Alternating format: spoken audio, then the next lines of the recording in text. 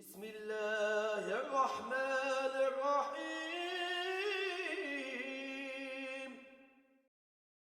بسم الله الرحمن الرحيم الحمد لله رب العالمين وصلى اللهم على سيدنا محمد النبي الأمي وعلى آله وصحبه وسلم تسليما كثيرا ربنا آتنا من لدنك رحمة وهيئ لنا من أمرنا رشدا اللهم صل وسلم وبارك على سيدنا محمد وآدم ونوح وإبراهيم وموسى وعيسى وما بينهم من النبيين والمرسلين صلوات الله وسلامه عليهم أجمعين اللهم صل وسلم وبارك على سيدنا محمد وآدم ونوح وإبراهيم وموسى وعيسى وما بينهم من النبيين والمرسلين صلوات الله وسلامه عليهم أجمعين اللهم صل وسلم وبارك على سيدنا محمد وآدم ونوح وإبراهيم وموسى وعيسى وما بينهم من النبيين والمرسلين صلوات الله وسلامه عليهم أجمعين والحمد لله رب العالمين السلام عليكم ورحمة الله.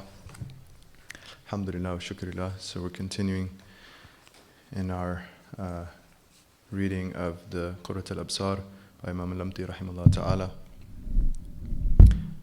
And so we're concluding this section of the blessed wives of the Messenger sallallahu alaihi wasallam, the Ummahat al-Mu'mineen, the mothers of the believers. And so he says in line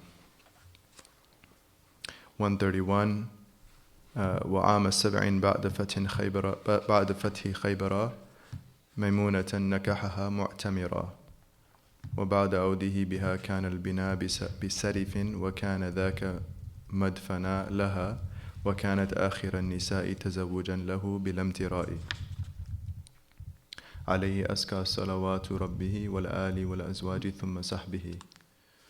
So in the 7th year, just after the victory at Khaybar, during Umrah, he ﷺ married Maymuna. And on their return journey to Medina, he consummated the marriage at Sadif, it's the name of a place. And that would be the place she later died and was buried at. She was the last among the women to marry him without any doubt. May the purest blessings of his Lord be upon him and his family, wives, and companions. And so, our mother Maymuna, Bint Al-Haarith, Allah be pleased with her, and she was from Qais Aylan, her tribe. The commentator in the Bughyat al-Abrar, he says that وهي أول امرأة أسلمت بعد خديجة. She was the first woman to become Muslim after Khadija.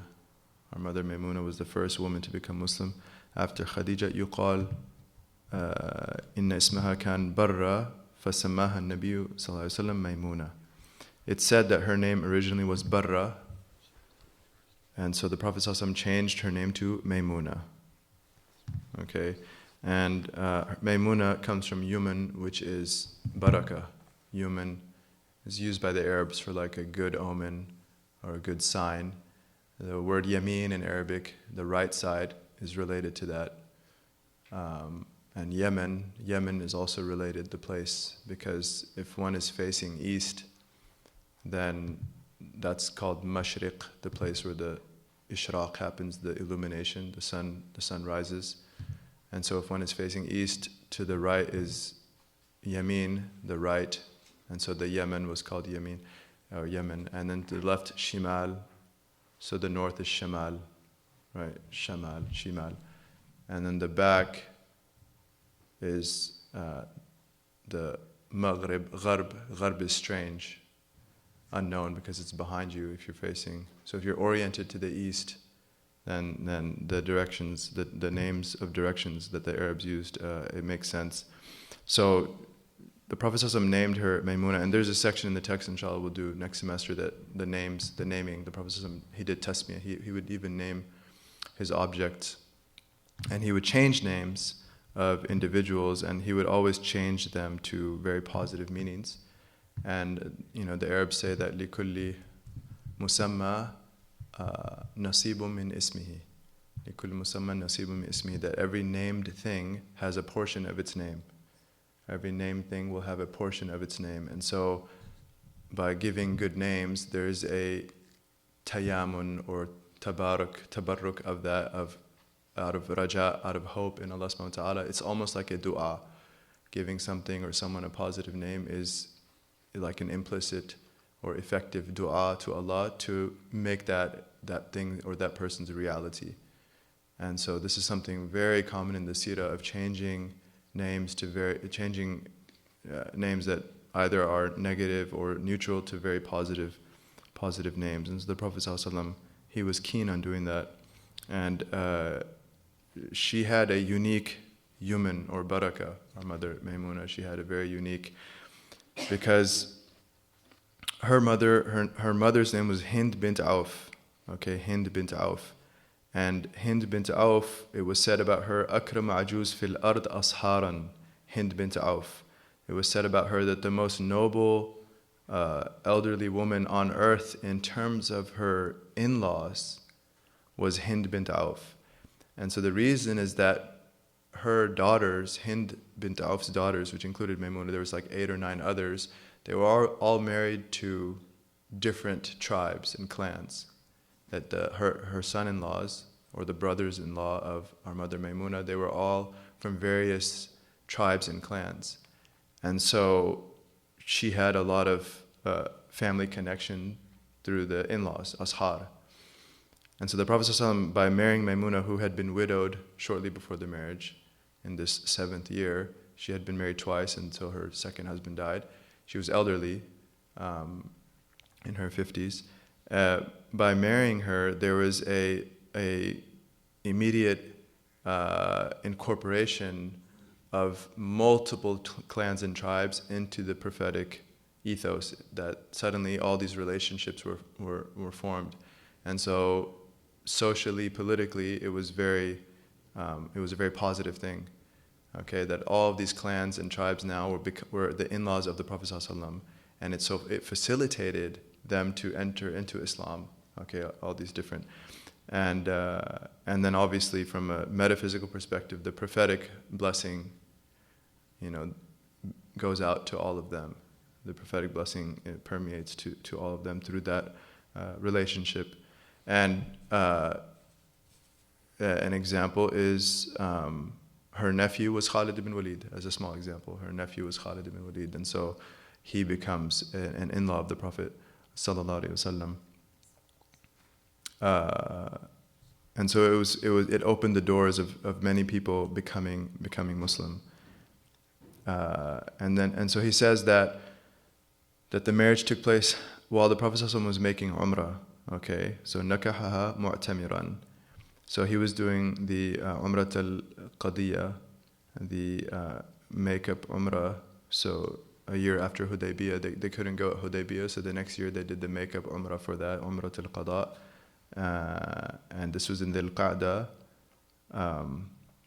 And so there's an interesting fiqh difference of opinion, because the Hanafis use this as an example that it's permissible to get married while in Umrah, while in the state of Ihram, in the state of pilgrim sanctity, whether for Hajj or Umrah. They use this as a proof, because the Prophet ﷺ was making his Umrah when they got married. The Jumhur, the other 3 madhabs, will say that it's not allowed. Okay, that one cannot get married while in Ihram. And there's a lot of, because the riwayah that he sallallahu alaihi wasallam married her while doing Umrah is Ibn Abbas's narration. That's Ibn Abbas's narration. But the other 3 madhabs, they'll say that there are several companions who relate that in fact he sallallahu alaihi wasallam married her while not in Ihram. Okay, that the majority, the vast majority, say that he was not in the state of Ihram when he married her, and so that's their proof. It's an interesting legal discussion. Others will say that even if Ibn Abbas's riwayah is correct, if his narration is correct, then it's of the khasa'is. It's a unique trait that the Prophet ﷺ, a unique distinction that he has that the other people, a general Muslim does not have, as there are many examples of that. For example, the permissibility to marry more than four wives and other things. What the Hanafis will say is that to do the marriage the contract is what's permissible, but obviously not consummation. Okay, and that's how they interpret the hadith, because there's certain hadith that la yunkah al-muhrim, that the muhrim, someone in a state of ihram, is not allowed to do nikah. So that's the sahih hadith. How did the Hanafis respond to that hadith? They say the word nakaha there is not the sharia meaning, it's the linguistic meaning. So the linguistic meaning of nakaha is actual intercourse. So that's what they say is prohibited, which is it's intuitive. A person in ihram, obviously that's one of the prohibitions. They're not allowed to have intercourse. Whereas the jumhur, the majority, the other three madhabs still say that what nakaha means there is the legal definition, which is to have a contract, to do a marriage contract. So in any case, just to be aware of that. And so as the author says, that on their way back from the Umrah, they stopped at Sarif, which is about 10 miles or so from Mecca, and that's where the consummation took place. And interestingly enough, later in her blessed life, Allah be pleased with her, that's the same place where she died. Okay, Sarif is the same place where she died. She relates 46 hadith. So she died in the year 51 Hijri, after Hijrah. She relates 46 hadith, and many of them deal with fiqh, which indicates that she had a deep understanding of jurisprudence. She had a deep understanding of the law, and she had many eminent students amongst the first two generations, which included Ibn Abbas himself. Ibn Abbas himself, Allah be pleased with him and his father, was a student of our mother Maymuna, and he's the one, in fact, who led her prayer when she died and lowered her blessed body into the grave. And he said that when the bier was lifted, Ibn Abbas said that this is the wife of the Messenger ﷺ, so don't shake it unnecessarily, but lift it with respect and walk slowly. Right? And so he was emphasizing the etiquette and the veneration that's due to the physical, the body of one of the best of this ummah. And then our mother Aisha, it's related that she said regarding Maymuna that إِنَّهَا كَانَتْ أَتْقَانَ لِلَّهِ وَأَوْسَلَنَا لِلرَّحِمِ, that she was, of all of us, the wives, she had the most taqwa of Allah, and the one who had the most regard for kinship bonds, okay, maintaining the rights of family. And we know that she had tremendous connections, familial connections. And this is something, when reading about the biographies of these eminent people, that to try to reflect on our own, it's an important virtue to remind ourselves, is to maintain kinship. Students here at Zaytuna, call your family often and connect with them, even if it's just a few minutes. I would say every day for your mother, but if that gets cumbersome, then at least a couple of days. And this is a good reminder for myself. But the idkhal surur, just entering happiness into a family member, is a tremendous act of worship. The hadith says that whoever maintains kinship bonds, then Allah will elongate their lifespan and increase their rizq. Allah will give them more rizq and elongate their lifespan. So if you find that you're not having enough barakah in your efforts, in your time, in whatever it is that you're trying to achieve, then connect with your parents, connect with your siblings, connect with your relatives, and inshallah you'll find the barakah. You'll find the human. And so she's the last of the wives of our Prophet ﷺ. This is, he says, bilam tirat, there's no difference of opinion. Yes, and she's the khala of both, we said Khalid ibn Walid as well as Ibn Abbas, because she's the full sister of al-Fadl. She's the full sister of al-Fadl, who's the wife of Abbas. Okay, so she's the maternal aunt of Ibn Abbas as well as Khalid ibn Walid. Allah be pleased with her.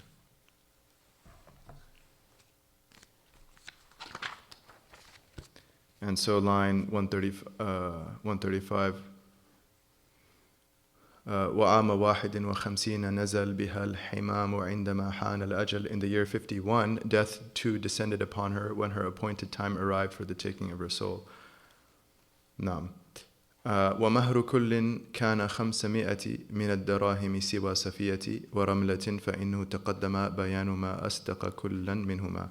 And then he concludes the section regarding the mahr, the dowry. He says the dowry of each of the wives was 500 silver dirhams. 500 silver dirhams, with the exception of Safiya and Ramla, whose dowries were mentioned earlier in a clarification of what he paid to them both. And we mentioned that in the last couple classes. Now, so the next section, Bayan Awlad al-Nabi Ahmad sallallahu alayhi rabbuna wa majjada. An exposition or the chapter concerning the children of the Prophet sallallahu of the Prophet Ahmad sallallahu. Our Lord grant blessings and glorify his rank, right? And he uses the name Ahmad in this line for the poetic meter. But we said that naming, right? That there's a portion, the named has a portion of their name. So our Prophet ﷺ, of course, being named both Muhammad and Ahmad. Muhammad fil ard wa Ahmad fil sama. His name on earth is Muhammad, and in the heavens is Ahmad. So he is we mentioned this. He is the recipient of intense praise in both quality and quantity. Muhammad, it's the intensive, and he is Ahmad. He is the most praising of Allah subhanahu wa taala and the most praised. And we talked about the Maqam al-Mahmud on the Day of Judgment. So 139 أبناؤه أربعة فيما ورد على اختلاف جاء في هذا العدد. He says his sons are 4 according to what is mentioned. However, some disagreement about that particular number has occurred. Okay, so there's a khilaf, but the correct opinion is that there are 3. The correct opinion is that there are 3 blessed sons of the Prophet ﷺ, Al-Qasim, Abdullah, and Ibrahim. Al-Qasim, Abdullah, and Ibrahim. And our Prophet ﷺ, his kunya, based off of his first child, is Abul Qasim. Abul Qasim. And there is a narration where someone in Medina once called out to Abul Qasim, and the best of creation, ﷺ, turned around. And he said, no, I meant someone else, because someone else had that name. And the Prophet said, don't take my kunya. Or kama qal, the meaning of the hadith. He said, don't take my kunya, don't take my agnomen. And so the fuqaha differed on this point because some schools said that this is al itlaq. There's a hadith, I believe it's the Shafis, but I'd have to check. But that this is a hadith, so no one should take Abul Qasim as a kunya for the rest of the ummah.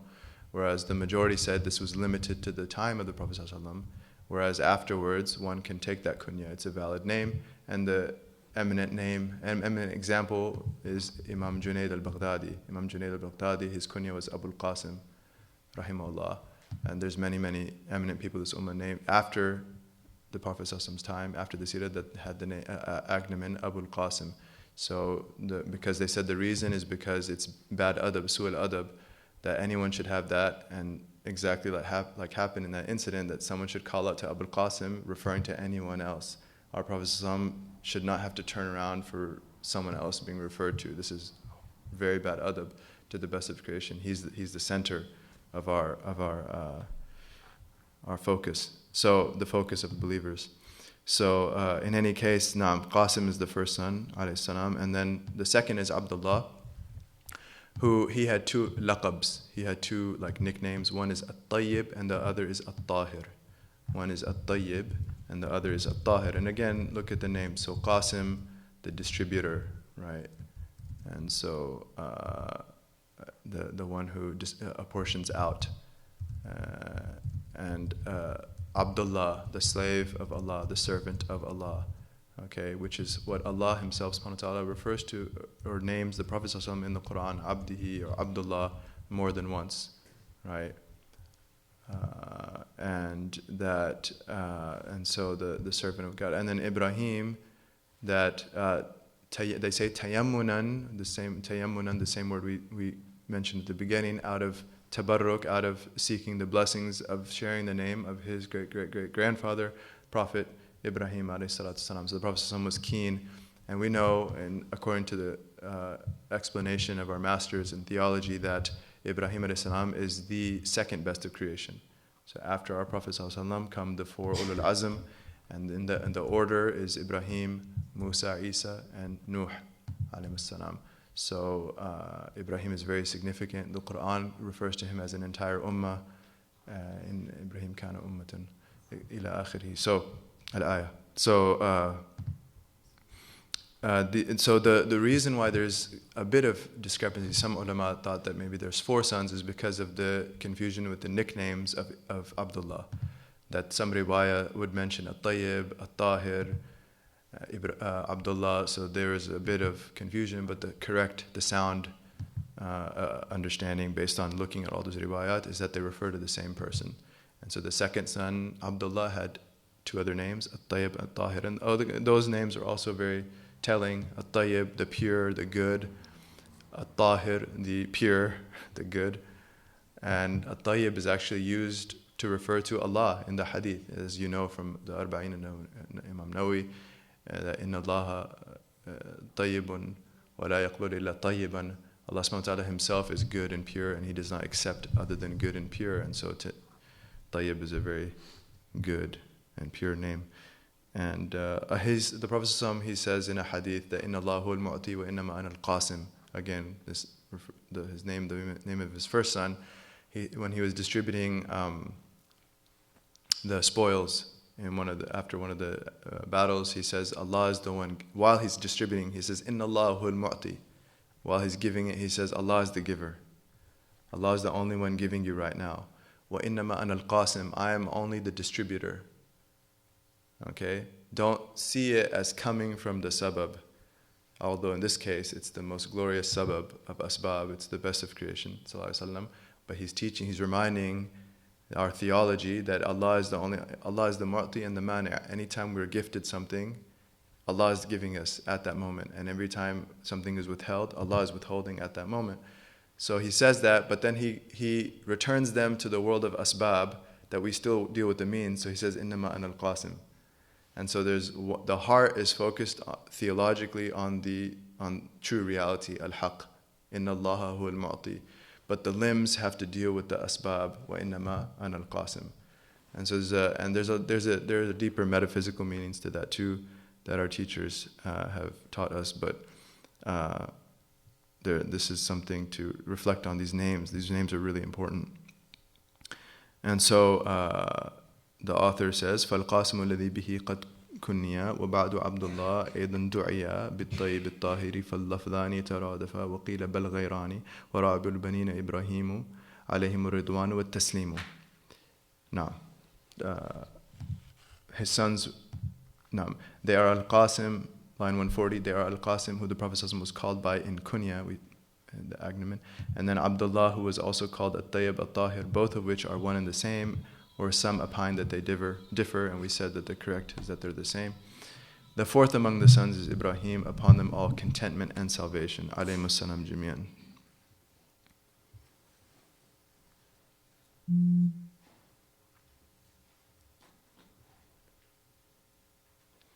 ميلاده بطيبة المرضية وأمه مارية القبطية كانت لخير مرسل سرية صلى عليه خالق البرية.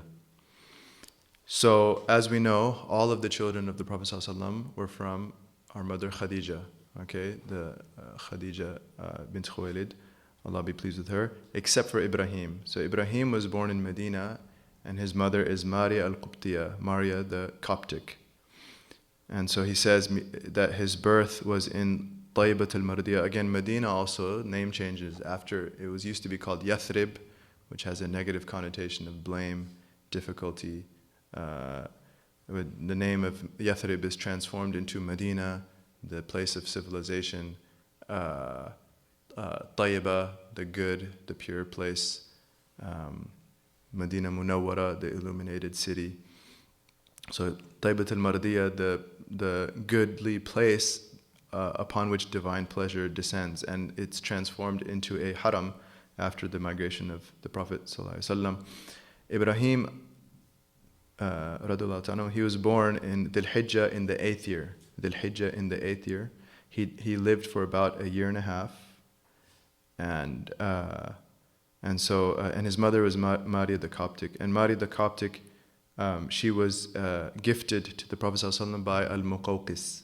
Al-Muqawqis is a title that the leader of Egypt had at the time.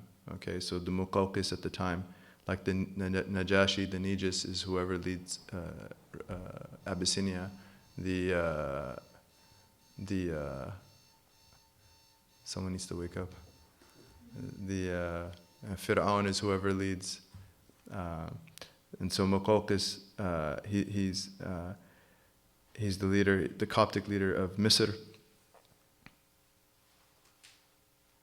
And so when the Prophet ﷺ, after Hudaybiyah, sent letters to the different muluk, the different world leaders in the nearby civilizations, one was sent to Muqawqis, and so in response he sends gifts to the Prophet ﷺ, gold and various garments, and included in those gifts a mule, Duldul the mule, which the Prophet ﷺ would later ride, and then Maria and Sirin, their sisters, Maria, Sirin, they're daughters of Shim'un.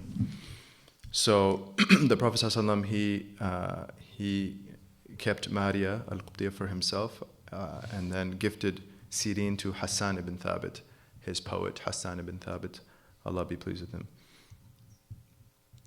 So, and this shows that, again, the idea of slavery, concubines, this was a global phenomenon. This was a ubiquitous phenomenon in the pre-modern world, and it's not uniquely indigenous to Islam.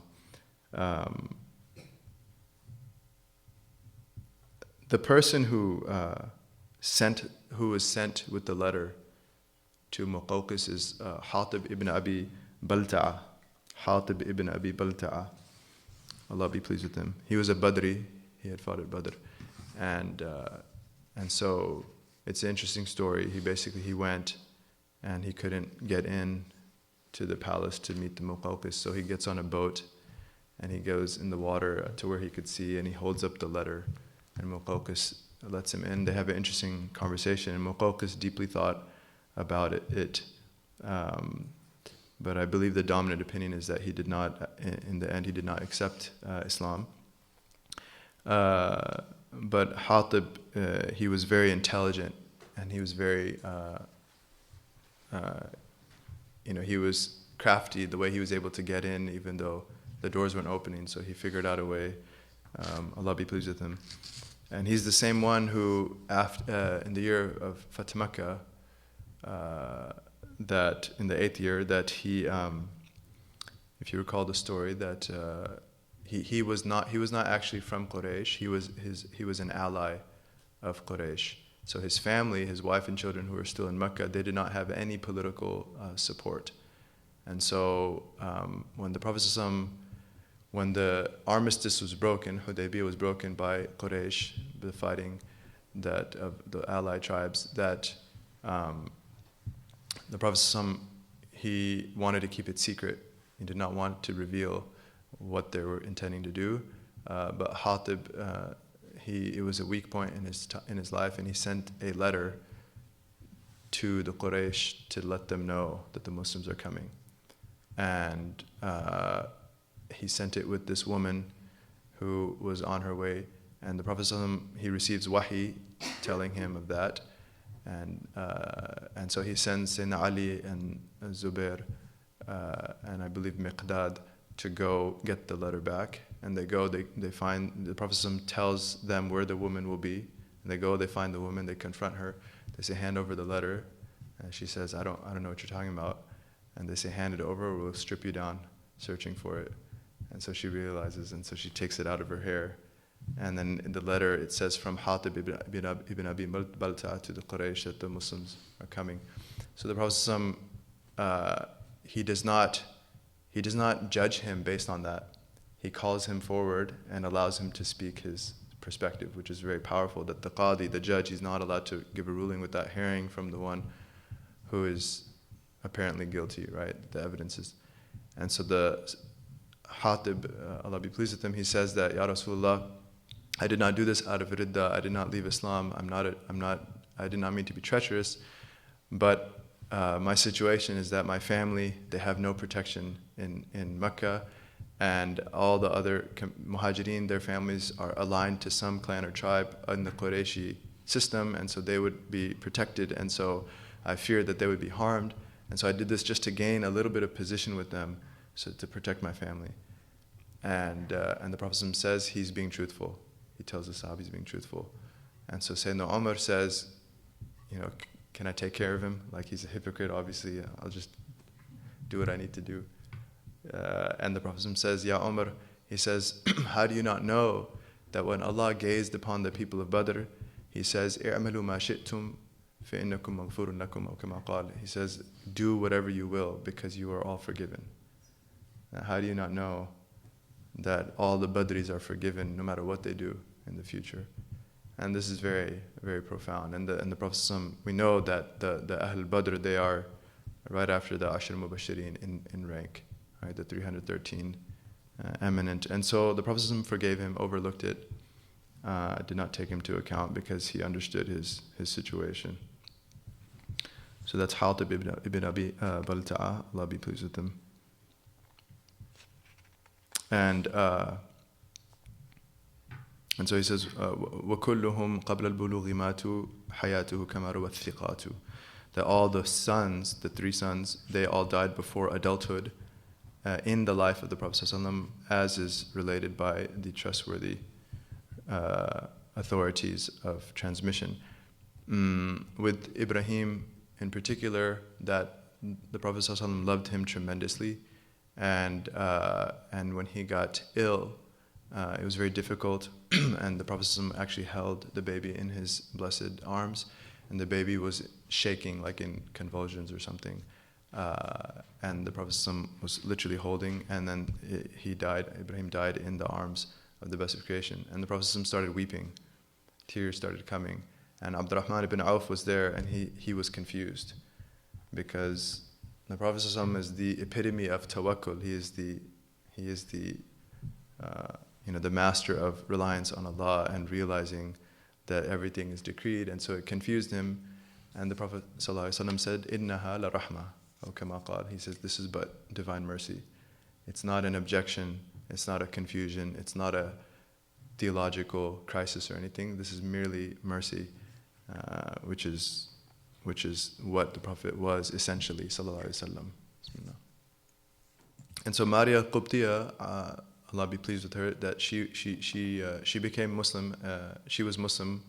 She became Muslim, I believe, at the hands of Sayyidina Hatib when he was bringing her back, and that she was the stronger opinion is that she was not one of the wives. So she was a concubine, and that after the death of the Prophet ﷺ, she was treated like the wives, and she had the ahkam, like she dressed with the modesty and the veil like the wives, and she had the ahkam, and then when she died, she was prayed over, and so the ihtiram, the respect was there, just like it was with the wives. أما بناته فأربع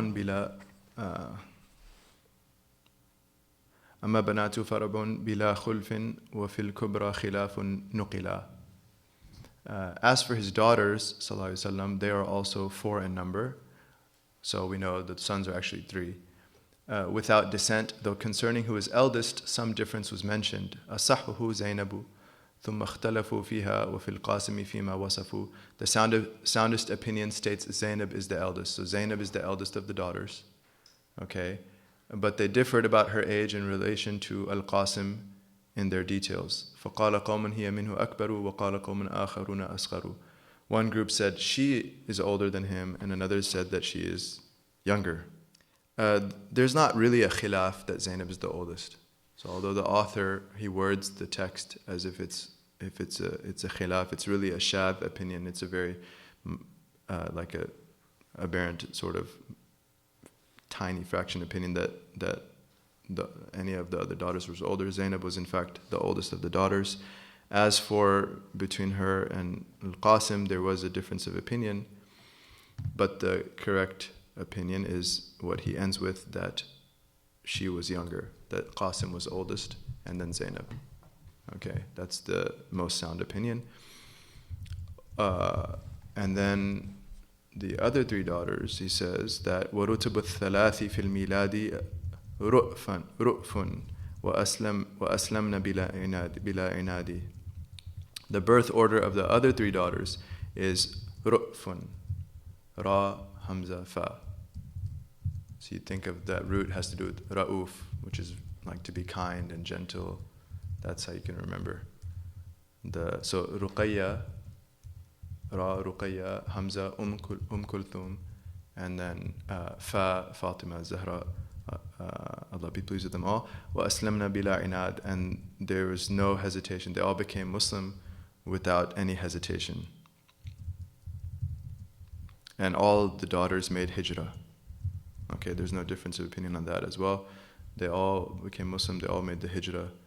The tremendous, eminent persons. وفي 30 لعام الفيل قد ولدت زينب للرسول. In the 30th year following the year of the elephant, Zainab was born to the messenger. So the Prophet ﷺ was 30 years old when Zainab was born.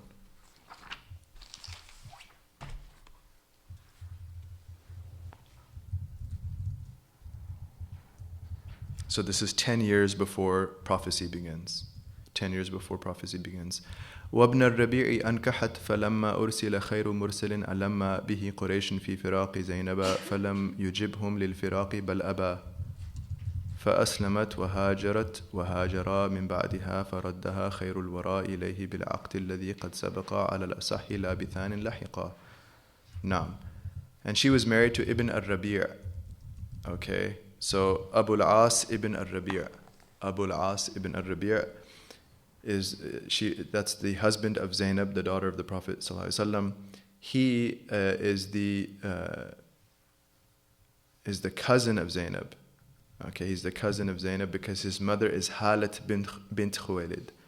His mother, Al-As's mother, is Hala bint Khuwaylid. Hala bint Khuwaylid is the sister of Khadija. And so he is Khadija's nephew, and she loved him like a son. Okay, Khadija loved Al-As like her own son. Hala was very close to Khadija as well, the two sisters. She was Sahabiya, she was a companion. She, when she later in life visited Medina and the Prophet ﷺ heard her voice, he was overwhelmed because it reminded him of Khadija, and our mother Aisha noticed this. But there is a strong resemblance. So Al-As, he's married to Zainab, and of course Zainab immediately becomes Muslim. Al-As does not, in the beginning he does not become Muslim. Okay, and this is before the ruling that a Muslim woman cannot be married to a non-Muslim man, so they stay married, but he does not accept Islam. This is early in Mecca. So then he says that when the Prophet ﷺ became a messenger, when Wahi started, which is in this line 151, that فَلَمَّا أُرْسِلَ خَيْرُ مُرْسَلٍ, that when the Prophet ﷺ, the best of messengers, was sent, the Wahi began, أَلَمَّ بِهِ قُرَيْشٍ. So the Qurayshi leaders summoned Al-As and to have him divorce Zainab. This is what they tried to get him to do. فَلَمْ يُجِبْهُمْ. So he did not respond to them. لِلْفِرَاقِ بَلْ أَبَى. Rather, he refused. Okay. فَأَسْلَمَتْ وَهَاجَرَتْ. نعم.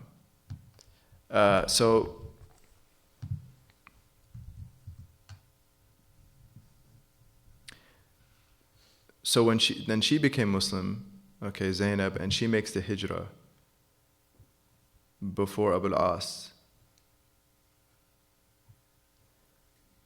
But Al-As, when he finally becomes Muslim, then he makes his own hijrah. So Al-As, he was actually a captive at Badr. And his brother comes with money to ransom him. And so the Prophet ﷺ, he says that to the owner that if you will accept this, it's up to you. But he indicated that he would like that because it's his son-in-law. And so they released him without taking the money. But he said that Zainab must come. Okay, Zainab needs to come. So the ayah had come down that the Muslim women cannot be married to non-Muslim men. And so then he agrees, and so he arranges for her hijrah, and his brother is going to escort her, but they have a daughter, Umama, and so she and Umama are going to go to Medina, and she was actually pregnant as well. Okay, so Zainab was pregnant and she has her little daughter Umama. They're going to go for the hijrah, but they leave in the daytime. And so as they go, this right after Badr was, it was like a public image thing. The Quraysh were so humiliated at Badr that this would be to open daylight for them to leave. Because Abu Al-As, he's from Abd al-Shams. He's Shamsi. From his father's lineage, he's from Shams. And the same as Abu Sufyan. So through marriage, she belongs to the Shams clan, the Shamsite clan. So this would be an offensive thing that she leaves and in broad daylight. And so they come, and some men come and surround her, and Abu al-As's brother is ready to defend her. But Abu Sufyan and him negotiate, and basically he says that just wait till nighttime so it's not embarrassing for us, and then she can go. And so he agrees. But there's an important incident that took place, is that one of the men amongst the Quraysh who surrounded, he came first. His name was Habbar Ibn Al-Aswad. Habbar Ibn Al-Aswad, he comes out and he takes his spear out before the men stopped, and he frightens Zainab. She's sitting in the hodaj, and he frightens her with the spear, and strikes the animal, and then all the other men come, and there's no actual fight. But that tarwir, that act of scaring, that caused her miscarriage. This caused her miscarriage, and so this was a very a major calamity. And so Habbar Ibn Al-Aswad, he did this. So the Prophet ﷺ actually told the companions that here is an enemy who was responsible for murder, and so that he would instruct some of his companions, if you see him, to kill him. But then he eventually becomes Muslim. After years of fighting the Prophet ﷺ, he eventually becomes Muslim. And Ibn Athir relates in the Usud al-Ghaba, in his book of biographies of companions, that the Prophet ﷺ was in Ja'rana, and so Habbar Ibn Al-Aswad comes, and they say, Ya Rasulullah, Habbar Ibn Aswad is here. And he says, Qad ra'aytu, I see him. And so one of the men wanted to stand up, but the Prophet said, he gave ishara that to let him sit, and so he gave ishara to the companion to stay seated. And so Habbar comes and says, Asalaamu alayka ya Nabi Allah, ashhadu an la ilaha illallah wa ashhadu anna Muhammadan Rasulullah. He says salam and takes his shahada, and he says that وَلَقَدْ هَرِبْتُ مِنْكَ فِي بِلَادٍ, I've been fleeing from you in all these different lands, and I actually wanted to go to the Ajam, like the Persians. I wanted to go and flee from Arabia. But then I recalled your fadl, your merit, and your pardoning against those who are jahil towards you, against those who are ignorant and show affront to you. And he says that we were, O Prophet of Allah, we were a people of shirk, but Allah guided us through you, and He saved us through you from perdition. And so pardon my jahl, pardon my ignorance and animosity, and whatever has reached you of me, pardon it, because I admit of the wretchedness of my action, and I fully confess to my sin. And the Prophet says, قَدْ عَفَوْتُ عَنْكَ, I have pardoned you. وَقَدْ أَحْسَنَ اللَّهُ إِلَيْكَ حَيْثُ هَدَاكَ إِلَى الْإِسْلَامِ, and Allah has shown good to you in that He has guided you to Islam, and Islam erases everything before it. Islam erases everything before it. And so that he was pardoned, and he's a Sahabi, Allah be pleased with him. And also his maternal brother, can't resist this tangent, his maternal brother, he had two maternal brothers, Habbar did, Hubayra and Hazan. Hubayra and Hazan. And they were Makhzumis. And Hazan is the grandfather of Sa'id ibn Musayyib. Hazan is the grandfather of Sa'id ibn Musayyib, one of the 7 fuqaha of Medina, eminent tabi'i imam and master. And he is a companion as well. Hazan, he is also a companion. And Sa'id ibn Musayyib, he relates that when the Prophet ﷺ met Hazan, which means sadness, we talked about names, he told him, you need to change your name. And Hazan said, I will not change the name that my father gave me. He said, I will not change the name that my father gave me. Sa'id ibn Musayyib, the grandson, said, we always had depression in our family. We always had depression in our family. It's ajib. So when the Prophet makes an offer, then be sure to accept it. Names, right? لِكُلِّ مُسَمَّى نَصِيبٌ مِنْ اسْمِهِ. Every named has a portion of his name. Bismillah.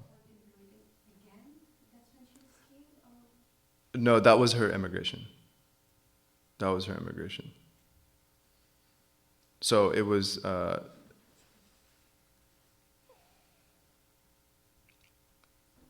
after Badr. Right after Badr. That was her hijrah. So then, but Al-As stayed back because he had not yet become Muslim. So when later in the seerah, which is a few months after Khandaq, okay, a few months after the Battle of the Trench, Al-As is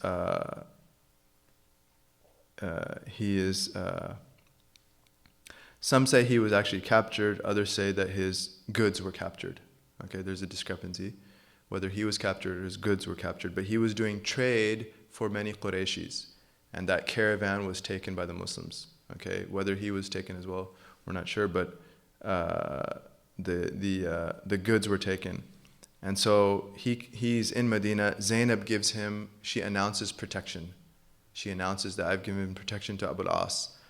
And according to one narration, the Prophet said, that's fine, but make sure he doesn't come to you as a husband, because that's not, the marriage there's no marriage. And so finally, after some conversations, someone said, isn't it time you just became Muslim? And he was still very close to Zainab and the Prophet. And so he said fine. He agreed to becoming Muslim. And they said that if you become Muslim, then this is booty, what was taken in the caravan, because he was an agent for other Qurayshis, so suddenly he would have the right to that because this is booty in wartime. And they said you can have all this wealth. And he said, I don't want to start my Islam on khiyana. I don't want to start my Islam on any type of, even a trace of treachery, even if it's halal, according to the custom, it would be seen as an affront. And so he went back, he becomes Muslim, but he goes back and returns all the amanat. He returns all the profits from the trade, and he comes back without. So he makes his hijrah now as a Muslim, Al-As, Allah be pleased with him. And then he reunites with Zainab. And the Prophet said about him as a son-in-law, he said, حَدَّثَنِي فَصَدَّقَنِي وَوَعَدَنِي فَوَفَّى. He says that when he spoke to me, he was truthful to me, and whenever he made a promise to me, he fulfilled that promise. He was loyal. These are big words for a son-in-law to hear from the father-in-law. So, alhamdulillah. So alhamdulillah. Then, so that's when he says, وَهَاجَرَ مِن بَعْدِهَا فَرَدَّهَا خَيْرُ الْوَرَاءِ إِلَيْهِ بِالْعَقْدِ الَّذِي قَدْ سَبَقَ. So the best of mankind, sallallahu alaihi wasallam, restored her to him by the previous marriage contract, على الأصح لا بثاني لاحقا, according to the soundest reports, not needing a second contract. Imam Lamti says that it was the original marriage contract that was simply restored without a new aqd. Which is a riwayah. This is a riwayah that's related by Ibn Abbas in Abu Dawud and Tirmidhi. However, the hadith of Amr ibn Shu'aib is that they conducted a new contract. It was a new nikah in the 7th year of the Hijrah. And Ibn Sa'd relates this. Imam Suhaili, a great master of Sirah, he says that this is what is accepted. Okay, even though the hadith of Ibn Abbas is more correct in its sanad, it's more correct in its chain of transmission, but none of the fuqaha have said this. It's interesting that you have the issue of the strongest sanad, which hadith has a stronger isnad, a stronger chain of narration, versus which one was accepted and implemented by the fuqaha, the scholars of jurisprudence. Which one did they feel, well, not feel, but which one did they deduce to be most correct in terms of the legal implications? And so, in this case, for example, Ibn Abbas's narration has a stronger sanad, but the fuqaha went with the opinion that it was a new contract was conducted, and this is because Islam separates. It actually, when a Muslim woman when a non-Muslim woman becomes Muslim, then if her husband also does not, then there is no marriage anymore. And so if after some time he does, there has to be a new contract. And one way to reconcile, they say, is that the meaning of Ibn Abbas's relation. So this is what the fuqaha do now. The fuqaha, once they determine based off of legal parameters, usul al-fiqh, what is most sound in terms of law, then they have to somehow explain the other narration that might be stronger. So how do they explain Ibn Abbas's narration? Ibn Abbas relates that it was the original contract. They say what he meant by original is that the new one matched it exactly. There was no change. Same dowry, same exact, the details of the contract was an exact replica, and so it's as if it's the original one. It was a return to the original, but it was still a new contract. So you find this all the time. If people are interested in jurisprudence, it's very interesting to see these conversations and how they reconcile. You'll find that the fuqaha know what they're talking about. فولدت أمامة عليا له وماتت عام حين وفية.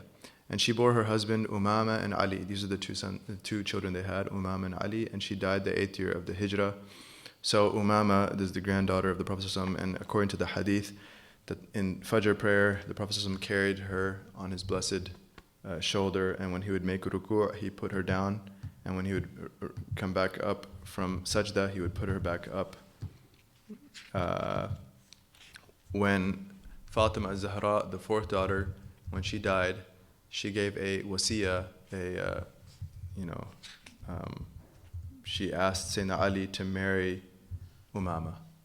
This was her desire, her niece. She wanted Sayyidina Ali. And so Sayyidina Ali marries Umama after Fatimah Al-Zahra dies.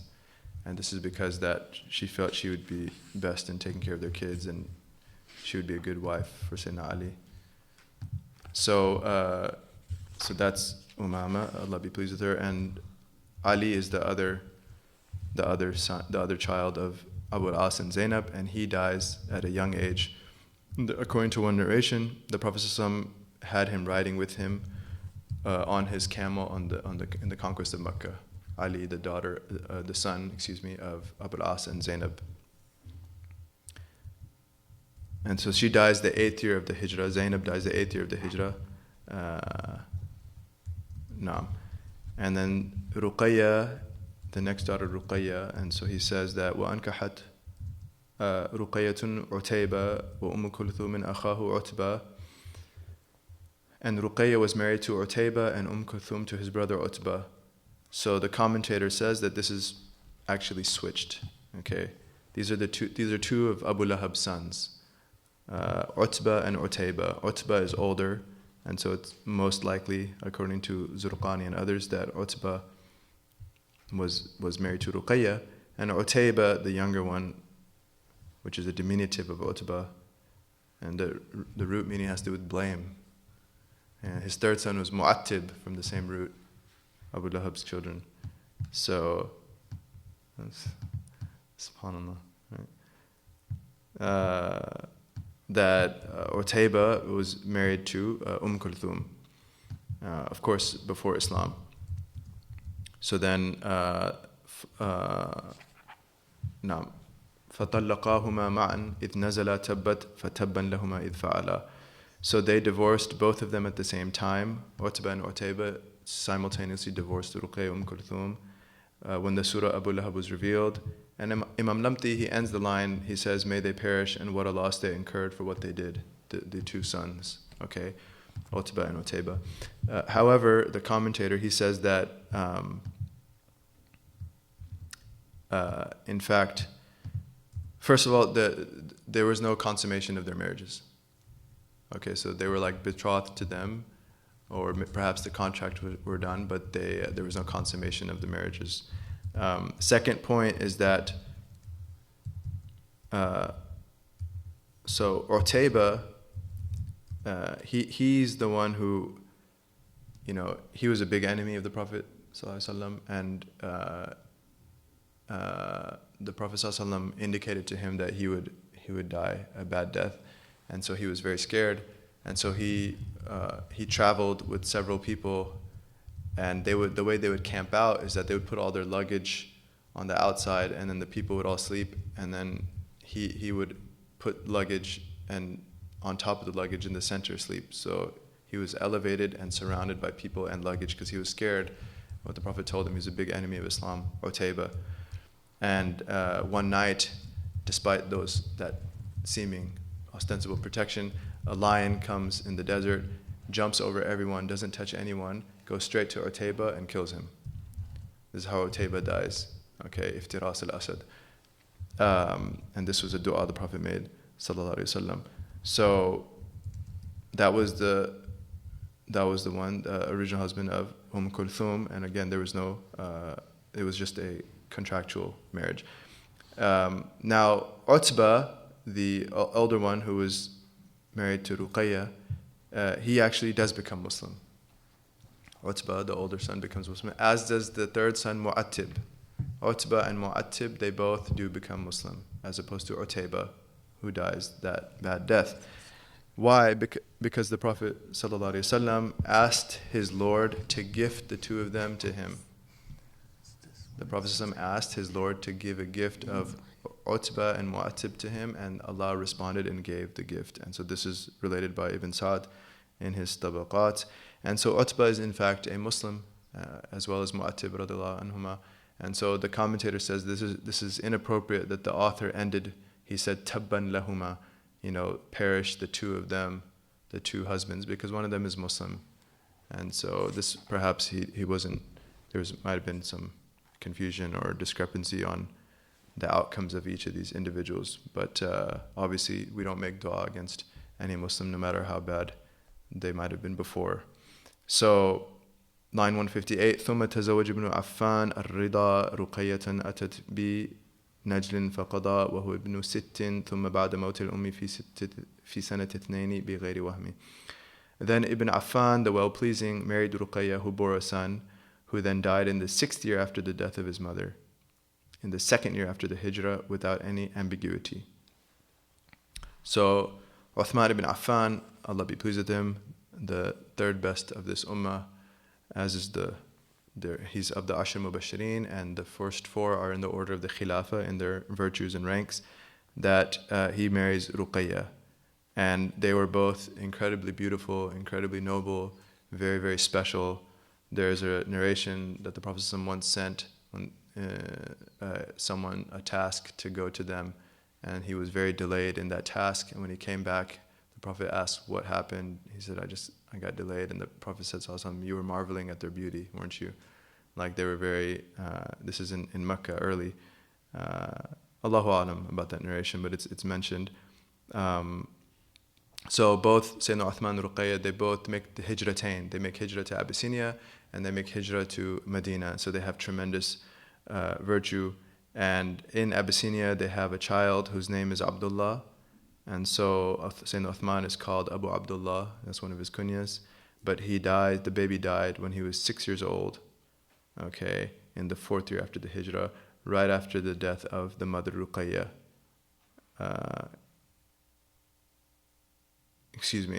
So Ruqayyah dies in the 2nd year after Hijrah, and the baby died in the 4th year. And she dies at the time of Badr. Okay, on the day of Badr is when she dies. The Yom Badr is when she dies, Ruqayyah, and she was 20 years old. She was 20 years old. And Sayyidina Uthman was commanded by the Prophet ﷺ to stay back. Okay, he was going to go out, obviously, but the Prophet ﷺ ordered him to stay back because Ruqayyah was very sick. And so later, when some of his detractors tried to say that you weren't even at Badr, this is a Iblis's fallacy, Iblis's logic, because he has the intention, he has his reward of Badr because he has innamal a'malu bin niyat, he had the intention to go out, and he has the double reward of staying back, tending to the daughter of the Prophet ﷺ by the command of the Prophet ﷺ. And so Uthman is ajib, he's very, very dear to the Prophet ﷺ. And in fact, like the next line says that وَأَنْكَحَ الْأُخْرَى بِدُونِ مَيْنِ وَمِنْ هُنَا لُقِبَ ذَا النُّورَيْنِ. And the other daughter, Kulthum, was most assuredly married to him, and for that he was entitled possessor of the 2 lights. So the Prophet ﷺ he has him marry, he gives for him in marriage his the 3rd daughter, the 2nd for Sayyidina Uthman, which is Kulthum. And so for that he's called the possessor of the 2 lights, Dhun Nurayn. And Kulthum, she dies when they had gone out for Tabuk. So just like Ruqayyah died when they went out for Badr, Kulthum dies when they go out for Tabuk. And so both incidents, they come back to the sad news. And when the Prophet ﷺ, when they came back, he looked at Sayyidina Uthman, he said, if I had a 3rd daughter, I'd marry her to you as well. If I had a 3rd daughter, I'd marry her to you as well. And he's the possessor of 2 lights. Some say, a second opinion, which they're both true, is the reason he's called possessor of 2 lights. The dominant opinion is because of the marriage to the 2 daughters, but in addition is that he used to he used to do khatam of the Quran in witr, by witr. He used to do khatam of the Quran every night in his prayer, in his qiyamul layl. So by the time he got to witr, he would have finished khatam that night. And so he's the possessor of 2 lights, the light of khatam of Quran and the light of qiyamul layl. This is Sayyidina Uthman. Sayyidina Uthman was hafiz of Quran. He was instrumental in preserving the Quran for us, as we know. And he was extremely generous. Like for Tabuk, he gave 950 camels, 50 horses, and 1,000 gold dinars. And every Friday he freed a slave. Every Jummah he freed a slave. And he said that except when I was in debt, but once I got the money, then I'd free the slave as a qada. And the Prophet said about him ﷺ that he and Ruqayyah are the first family to make a hijrah after Lut ﷺ. When they went to Abyssinia, they're the first to migrate for the sake of Allah after Prophet Lot ﷺ. And Sayyidina Uthman, he said that he did 1 khatam, in fact, in 1 rak'ah. He actually did a khatam of Quran once in 1 rak'ah. And this is not far-fetched. There's people today that have such a relationship with the Quran, they're able to read tremendous amounts in short amount of time. And Sayyidina Uthman, he was given a lot. He's the possessor of 2 lights. And so it's fitting that these 2 blessed daughters of the Prophet ﷺ have him as a husband.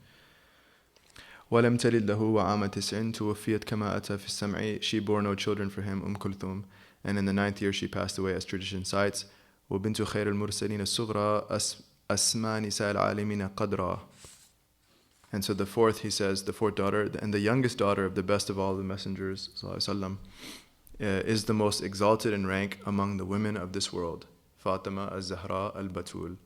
Okay, Fatimah Al-Zahra has the meaning of splendid, flourishing, giving off light.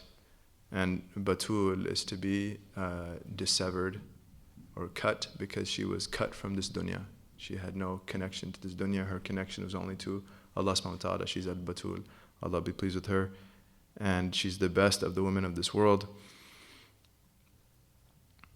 مولدها في عام أم كان من مقدم الفيل ولما بان لها من الأعوام 15 زوجها حيدرة خير البشر. Her birthday was in the 41st year after the arrival of the elephant. So Sayyidatuna Fatimah was born when the Prophet was 41 years old. And when she reached 15 full years of life, then the best of creation married her to Haydara, the lion, Sayyidina Ali, Karamallahu Wajh. This is a cosmic marriage.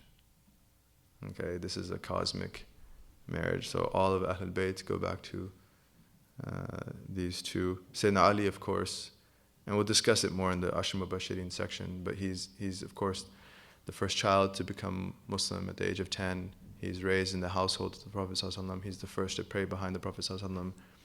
The Prophet said that Ana Madinatul Ilm Aliyun Babuha, I am the city of knowledge and Ali is its gate. Sayyidina Ali, there's a hadith, Imam Suyuti relates it in the Jami' al-Saghir, and the ishara he has is Saad, which means it's Sahih, although many ulama said it's weak. So Allah knows about its strength, but it says, An-nadru ila aliyin ibadah. Looking at Sayyidina Ali is worship. Just looking at Sayyidina Ali is worship. Allahu alam about the sihha, but it's, subhanallah. But it's true that when you see people of Allah, just their presence is it reminds you of Allah. It creates a dhikr in your heart. It creates a himma and ambition in the heart. And there's people, we've all, mashallah, had the blessing to see people who, they remind us of Allah. There's a hadith in Tabarani that inna min al-nas mafatih li dhikrillah idha ru'u dhukir Allah. Verily amongst people are keys to God's remembrance. When they are seen, God is remembered. When they are seen, God is remembered. Tabarani relates that these are mafatih, and so just seeing them, because what it's doing to the heart, it's a type of worship of Allah subhanahu wa ta'ala. And Sayyidina Ali is uniquely, in the spiritual tradition of Islam, all the spiritual traditions except for one go back to Sayyidina Ali. And so he's very, very special. And so obviously our, Sayyidatuna Fatimah Al-Zahra obviously is extremely special. And that marriage is very, very tremendous. There's a narration in the Mawahib Luduni. Qastalani relates, إنما سميت فاطمة لأن الله قد فطمها وذريتها عن النار يوم القيامة. Okay, Fatima is to wean off. Like when the baby weans off from nursing, it's called Fatama or Fatima, that root.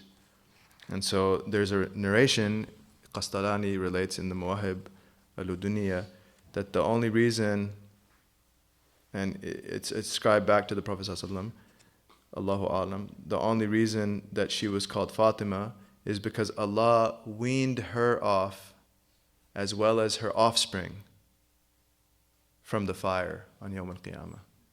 Allah has weaned her, i.e. removed her, as well as her offspring from the fire Yawm al-Qiyamah. Okay, and this is Al-Hafidh al-Dimashqi also relates this. Imam Zurqani, the commentator of the Mawahib Luduniya, he says that what this would indicate is that all of Ahlul Bayt have a tremendous bushra, a tremendous glad tidings from the Prophet ﷺ, that they can never be permanently in the fire. They will always die on Iman. Ahlul Bayt will always die on Iman. Because in our Aqidah, permanent dwelling in the fire, la qadr Allah, are only for those who reject Islam. According to the Asharis, reject Islam knowingly, the Maturidis would say that even if someone doesn't know about Islam, they have to have Tawheed. But putting that aside, that the rejectors of faith, so if a Muslim, la qadr Allah, left Islam and died on that state, then that's their end in our Aqidah. But so the Prophet ﷺ, by saying that Allah has weaned her, taken her off, as well as her offspring from the fire Yawm al-Qiyamah, it means that they cannot perpetually dwell therein. Now obviously, Again, in our aqidah, a person, if they commit a major sin without tawbah, without repentance, then they're liable to go temporarily to the fire. That's a different discussion. But this is about finality, perpetuality. Now, what's really amazing is that there is another riwayah of this that Qastalani also mentions in his Mawahib, that Al-Ghassani and Khatib relate. It's another narration. And this is also marfu', ascribed to the Prophet ﷺ. And in this narration it says, إِنَّمَا سُمِّيَتْ فَاطِمَةً لِأَنَّ اللَّهَ فَطَمَهَا وَمُحِبِّيهَا مِنَ النَّارِ. The only reason she was named Fatima is because Allah has weaned, i.e. removed her and those that love her from the fire. Allah, instead of dhurriya, instead of her offspring, it's her those that have love for her. And so this would be a bushra amma. This would be a universal glad tidings for every Muslim that loves our Sayyidatuna Fatima, that they will have husn al-khitam, that they will leave this world on iman and be saved from perpetual fire. And it's something. Who is this person, Fatima? That all you have to do is love her in your heart, and you're guaranteed to die in faith, and you're guaranteed paradise. Ajib. So it's something. Allah be pleased with her, and she's.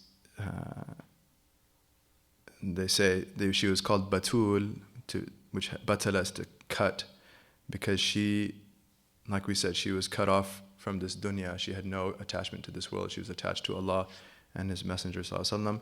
And another reason they say, because she was cut off and far removed from all other women of her time because of her rank.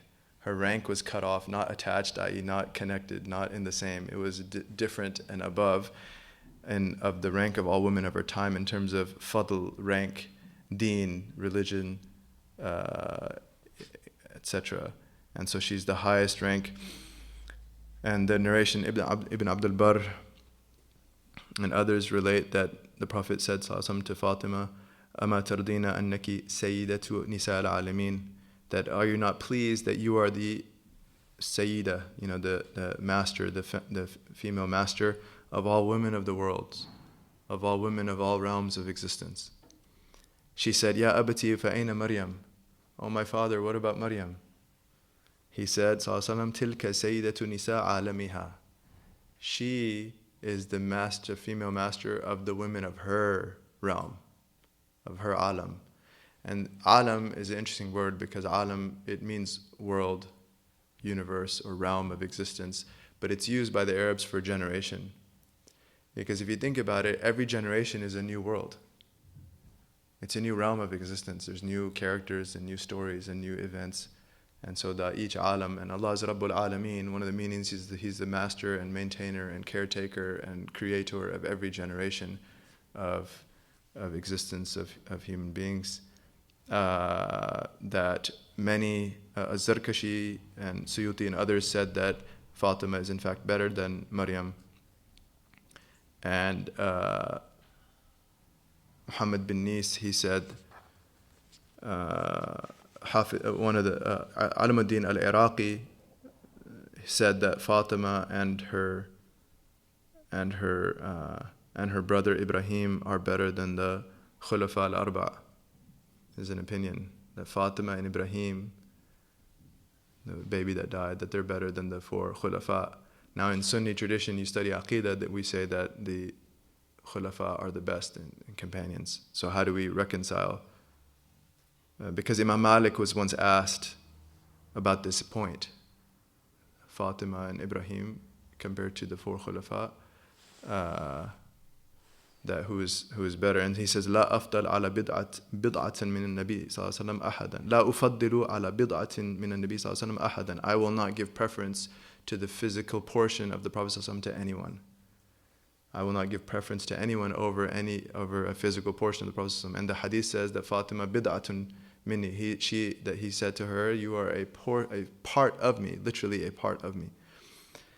But one of the Gnostics said that as for the bid'ah, as for physical composition, then Fatima is better. But as for meanings and gnosis, Sayyidina Abu Bakr is better. So this is how they one way of reconciling it is the physical rank and spiritual rank, although they both are tremendous in both. We're not trying to, anytime these discussions happen, it's not saying anything negative about the mafdul, about the one who's considered less. It's, inshallah, a good place to khitamuhu misk, end of our fall semester, inshallah. Yeah. What about Aisha? Yeah, so we discussed it once. We said that one of the ways they reconcile in terms of our mother Aisha is that she's the best in terms of knowledge and fiqh and transmission. So the intellectual rank, she's at the foremost. The physical rank, if we can use that word, the bid'ah, which is that Fatimah Al-Zahra, and then the spiritual rank would be the Sayyidina Abu Bakr, and Allah knows best. They're all beyond our galaxy. Yeah. Someone asked about the text first and where they could find the text for the class. Yeah, the text is called Qurratul Absar by Imam Lamti. That's the poem. The commentary is Bughyatul Abrar, and you can find a PDF online. Bughyatul Abrar, Sharh Qurratul Absar. Yeah. Okay, and then there was a question about, someone said they read that the companions or perhaps others drank the beloved's Prophet, peace be upon him's urine. May Allah have mercy on us, but is this true? And then there was one more question about repeating the order of the best creation that you mentioned, starting with the Prophet Muhammad, peace be upon him. Sure. So the two are related. The two questions are related. So the Prophet ﷺ is the best of creation. And then Sayyidina Ibraheem RAA, Abraham. And then Sayyidina Musa RAA, Moses. And Sayyidina Isa RAA, Jesus. And Sayyidina Nuh RAA, Noah. These five prophets, messengers, or prophets, also are called Ulul Azm, the possessors of firm resolve. The possessors of firm resolve, because of their azm, their determination, their epitomes of determination for the sake of Allah subhanahu wa ta'ala. The question on drinking the urine, there are hadith about it. Okay, there are hadith, and they have strong chains of narration. And the basic answer is that everything about the Prophet ﷺ breaks norms. Okay, that miracle after miracle after miracle, the fact that wahi coming down, revelation coming down, the Archangel Gabriel coming down, the whole cosmos opening up so he ascends beyond the Sidratul Muntaha, and water coming out of his blessed hands, etc., etc. And so included are that, according to that narration, included is that his anything that comes out of his blessed body is not harmful, but in fact with blessing. And so for a lot of people it might be difficult to understand, especially in this age of scientism, where the only thing that defines what's correct is if you can test it empirically in the lab. And the fallacy of that, so there's a difference between scientism and science. Science is just coming to knowledge through empirical testing. That's completely valid. But to say that the only way you can know something is through science, the only way you can know something is through empirically testing in the lab, the fallacy is that how do you test that principle in the lab? How do you prove scientism is valid in the lab? It's a metaphysical position. And so if they're entitled to a metaphysical position, so are we. And our metaphysical position is that La ilaha illallah Muhammad Rasulullah. That's our metaphysical position. And so Allah is the creator of everything, and there's no God but Him. And our Prophet ﷺ is the best of creation.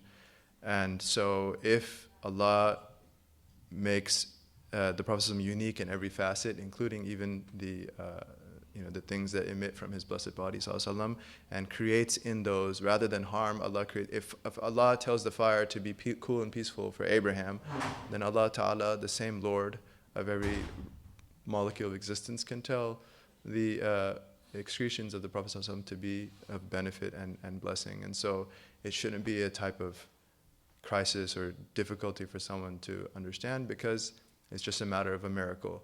And so it's perfectly harmonized with our understanding of prophethood, that it's predicated on miracle. Everything about prophets is miraculous. Alaykum As-Salam Jami'an.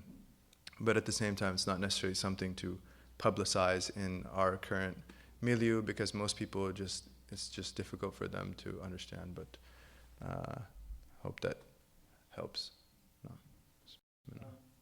As far as Prophet Muhammad, peace be upon him, being the seal of the prophets, where do we get that? I know Muslims all believe that. Where do we get that? It's in the Quran. Allah calls him Khatim al-Nabiyyin, the seal of prophets. Yeah. Does it actually say that there are going to be no more prophets? That's how it's understood. And also from hadith, no, there's hadith, La Nabi Ba'di. Ana al-Aqib, the Sahih hadith where he lists his names. And he says, Ana Muhammad wa Ana Ahmad wa Ana al-Mahi alladhi yamhu Allah bi al-kufr. I am Muhammad, I am Ahmad, I am the Mahi, the effacer by which God effaces disbelief. Wa Ana al-Aqib alladhi la Nabiya Ba'di. And I am the finality, the final one, the one who after whom there is no other prophet. And there's many narrations, and it was accepted by the Sahaba with ijma', with consensus, and the entire ummah with consensus. So it's a fundamental tenet of faith. But there's many proofs. Has there been any people that have said they're prophets after that, or people that have been considered? There's certain sects, if you will, that attributed prophethood to certain of their leaders or whatnot, and that those were, because of that, they fell out of Islam. If they say that so and so is a Mahdi, they're still Muslim, of course. But if they say so and so is a Nabi, then they're out. And it's different from the return of Sayyidina Isa at the end of time, because he's a prophet messenger, but when he returns, he comes as a member of this ummah. He does not legislate. He doesn't have the function of a prophet messenger. He has the function of a member of the ummah, who specifically with the task of killing the Antichrist. And same thing on the opinion that Sayyidina Khidr is alive. Some have that opinion. It's not an issue of, it's not an aqidah point. But if one believes that, according to certain narrations and statements of the ulama, then, and if according to the opinion that he's a Nabi, because there's also difference, is he wali, Nabi, or Rasul? Is he a saint, prophet, or messenger? There's difference of opinion. Imam Bajuri says, Khairul umur awsatuha, the best of matters is their middle, so believe he's a Nabi. But if he is a Nabi and he is still alive, he hasn't died, then it's also that he does not have the function of a Nabi anymore, which he might have originally had if it's true that he's a Nabi, but rather he is a member of this ummah as well.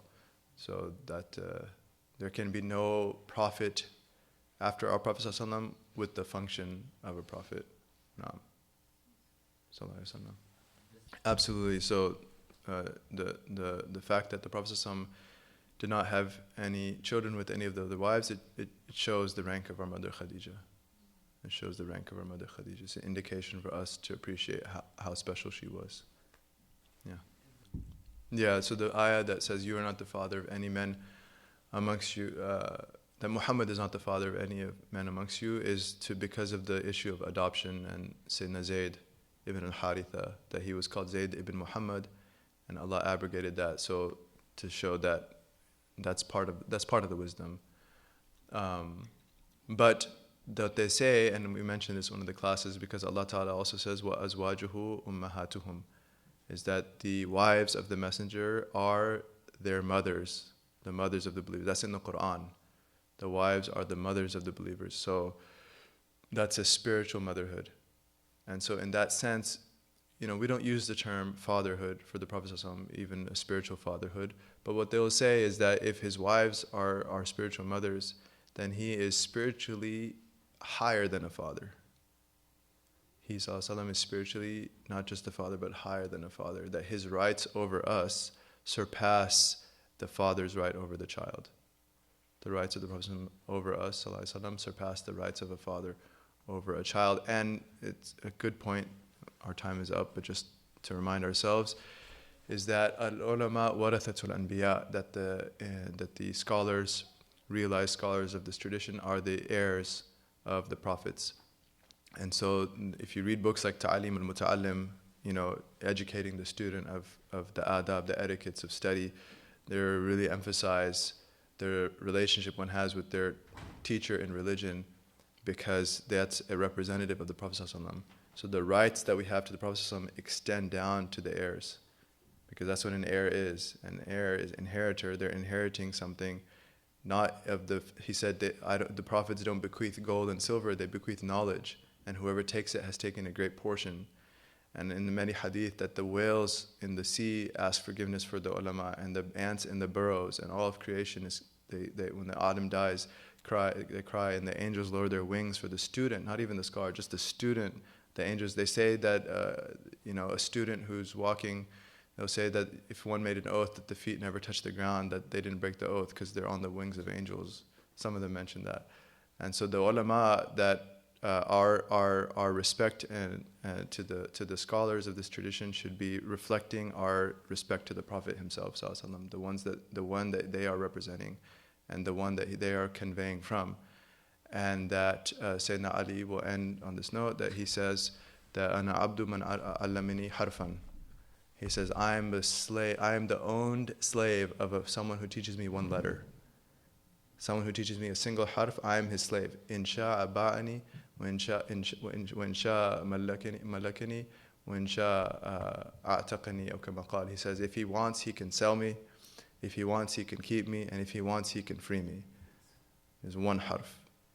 And so the people that have the most tawfiq in studies in this tradition are those that have the most ta'aleem for their teachers. The ones that have the most veneration for their teachers, they'll take off. And we have to stop, but sometimes it's easy, I'm smarter than the ustad, come in with our Western IQ and think that is like closing doors of barakah. So if we want the doors of barakah, then to really go with the ta'aleem, veneration. No. Yeah. Well, we're talking qualified teachers. Yeah. Real inheritors that have, and that's Sheikh Hamza started this program last year when talks about isnad and the chains of narration, that we have a system in place to make sure that who are authorized interpreters